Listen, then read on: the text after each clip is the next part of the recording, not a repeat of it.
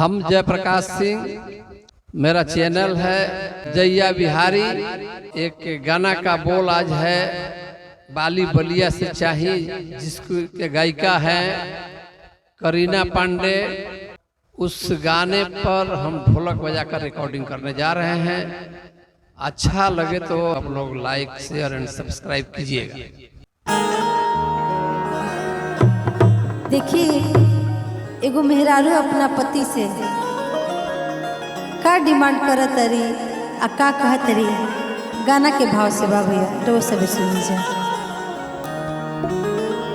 कि बाली बलिया से चाही ए हमार राजा जी, बाली बलिया से चाही